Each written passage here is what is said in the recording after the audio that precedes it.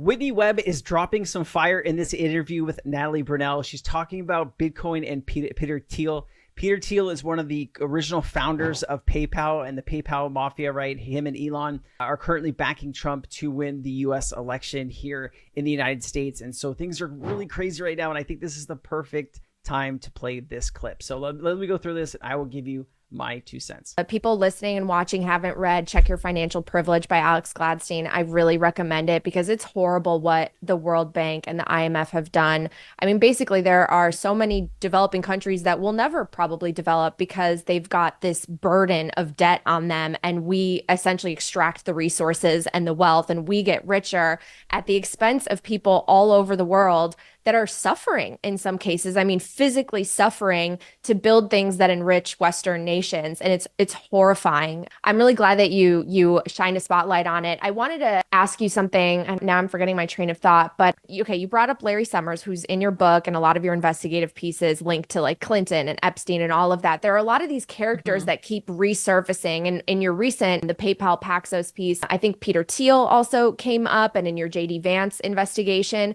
Peter Thiel's someone who really confused me because at the beginning, I think a lot of Bitcoiners were excited about him. He talked about how great Bitcoin is. Yeah, and then he's intentionally confusing, I think. Yeah, he went to the Bitcoin conference and talked about how Yes. amazing Bitcoin is while he was selling the top.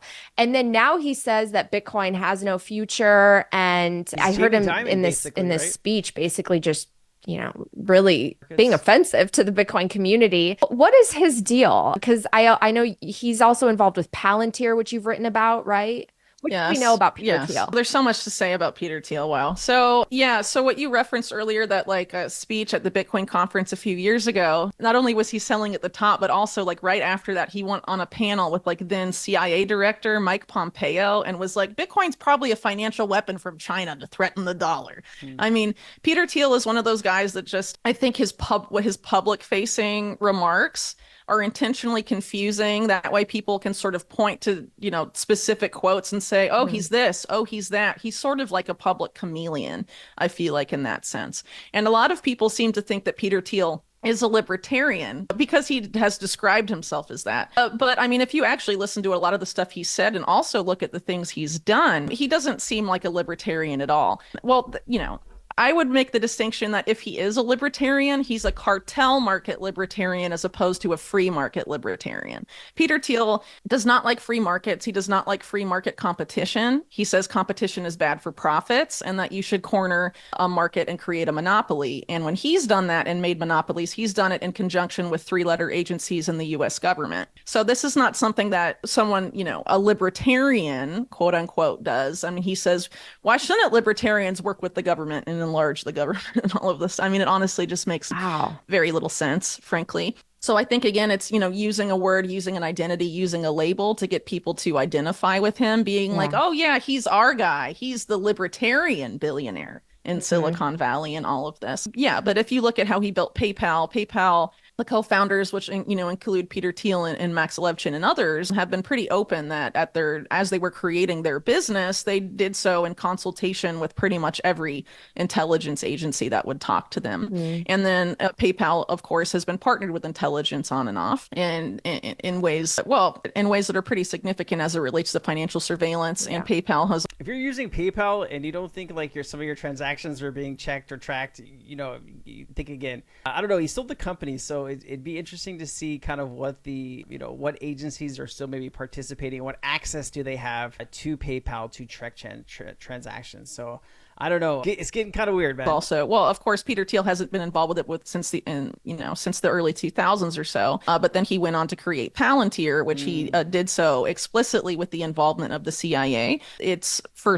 For the first several years of its existence, Palantir's only client was the CIA. So the CIA was their first main funder alongside Thiel himself. And it was really the deliberate resurrection by Thiel and Alex Karp of a failed DARPA public-private surveillance program called Total Information Awareness. And they went to the people that were running Total Information Awareness after it was shut down by Congress and basically tried to pick their brains about how to make a private-only version of this public-private partnership that was criticized by everyone, even in mainstream media, and pretty much every, advocacy organization in the United States said this will eliminate privacy for every American, and it's blatantly unconstitutional. And so they just recreated it as a private sector entity. And now Palantir doesn't just, do that for the US government, they do it for Wall Street as well. And there's been quotes to the effect that Palantir doesn't just run the intelligence community, they also run Wall Street.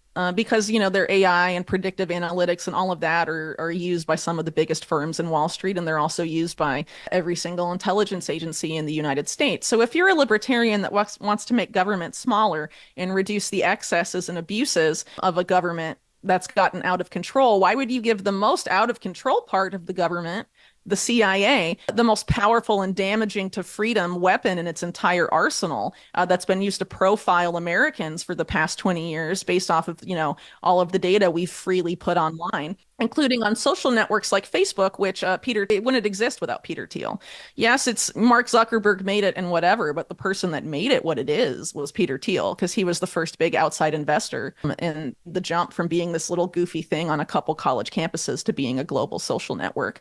And he only left the board relatively recently, a few years ago. So, and another Thiel-funded company, Clearview AI, scraped all of the pictures for its facial recognition database off of Facebook, which again, Facebook was also a resurrection of a DARPA program related to total information awareness called LifeLog, by the way. And so basically, Peter Thiel was privatizing all of these very controversial surveillance programs for the intelligence community. And then again, Clearview AI took all of our faces off of Facebook that we freely shared. Oh my God. And used it to create a facial recognition database that law enforcement has. And in their sales pitch, they brag about identifying people that were at the Capitol on January 6, 2021, Trump supporters, and passing it all to law enforcement.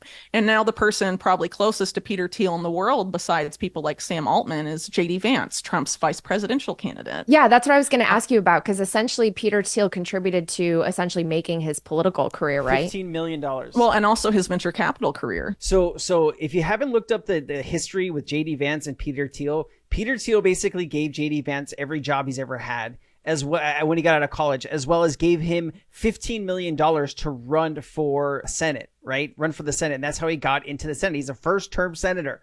Okay, so you're talking about somebody that has a lot of connection to JD Vance, that has connections to three-letter agencies like the CIA. That's pretty crazy, right? You start to wonder, how long can Trump actually last as a president if you have all of these other factors around JD Vance? Like, is the play here to get JD Vance in the big office, right? Like that's what my mind goes to when I hear all of this. I don't know if your mind's going to the same thing, but like you start to wonder, right? Is something coming if Trump and JD Vance were to win and JD Vance is the vice president? How is there a play here to get JD Vance in the president's office, right? Whether that's through the 25th Amendment or whatever, where you can take the president out if you have all of the cabinet sign on as well as the vice president. I think it's what they tried to do, or they were bringing up to do to Trump before the last impeachment, before he got kicked out of office. But when January 6th happened. But let me just play the rest of this. It's just another minute or two. Which started at Mithril Capital, and then Peter Thiel was one of the main people that financed his JD Vance's own venture capital firm, Narya Capital, and then yes, bankrolled his initial Senate run. There you go. Wow. Yeah, he's essentially a Thiel-made man. All the stuff that you said about data, and just, I mean, we basically did freely put it out there, and now they're using it against us. And you talked in your last piece about how data is pretty much the most liquid commodity and they can weaponize it. And it's so crazy because now all that information's already out there. How do you even remove yourself? And you're right. It's like, no matter who you vote in, you could get really passionate about politics. And I loved what Edward Snowden said at the conference. It's like, vote, but don't join a cult. But like, literally, how do you fix all of them? Well, something like Palantir is a really good example of how bipartisan that is. Every administration that's in office, whether it's Democrat or Republican, gives them more and more and more and more and more contracts, And a lot of these other companies that are sort of in the universe of Palantir, like Anduril and Clearview AI, the same is true there as well. So, again, these are policies that are going to expand regardless of who's in power. Maybe you could debate about maybe it will advance slower with one party than the other, but ultimately, it's the same agenda. And a lot of that goes back to the fact that they're bankrolled both parties by, differing factions, I guess, of Silicon Valley oligarchs, but those guys agree about widespread financial surveillance and, programmable money and biometric digital ID, which are sort of the foundation for a lot of this stuff and the sustainable development goals, which is really, was written by bankers and isn't really about sustainable development. It's about something else. And sort of this effort for like a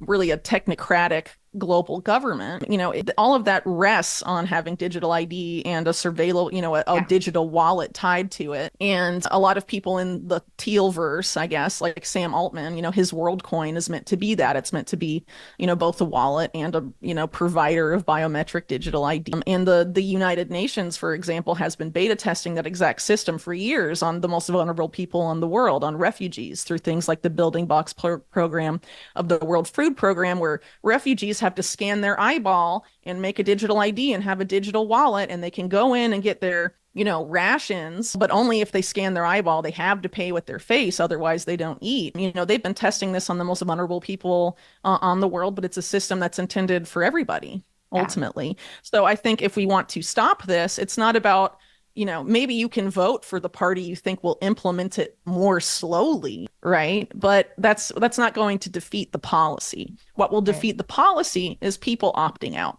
Yeah. So you can only opt out so much before somebody shoves something down your throat, right? And I think a lot of people live paycheck to paycheck, right? And I think that's why a lot of people like the crypto industry, because maybe it offers some form of freedom if they can find the right, startup, right? Because crypto's really, these are all startups, right? It's new crypto projects. You really don't know how things are going to go, but if you find the right project and you make, X amount of money that you can kind of step out of the system, right? Where you can live freely and you don't have to worry about these type of things. I think that's what a lot of people are looking for when they get into the crypto industry. They're looking for freedom out of all of these different policies. And it's just crazy that both sides are being backed by the same people that are wanting to implement this. Just who's going to do it slower. Just really incredible conversation here. If you think about, what happened with COVID, like vaccine passports, sort of as a trial run for digital ID, how did you avoid working with vaccine passports? Well, you had to opt out. It was kind of inconvenient. You weren't allowed to go places or do things that other people with them could do. And the same is going to be true with digital ID. So we had that test run with COVID. If you want to oppose digital ID and not participate in that system and opt out, which if you care about really human freedom, you should, then you should think about what you will do to opt out and not interact with those systems. And if you don't want to use programmable, surveillable money, whether it's from the private sector or the public sector, you should think about what you will do to avoid interacting with such money and having your income surveilled, and exactly how much you think is safe for you to interact with that system. But I would argue the safest is to not interact with it at all. But obviously everyone's different. And there were some people during COVID that had to, do vaccine mandates, or they would lose their jobs, their kids couldn't eat, whatever.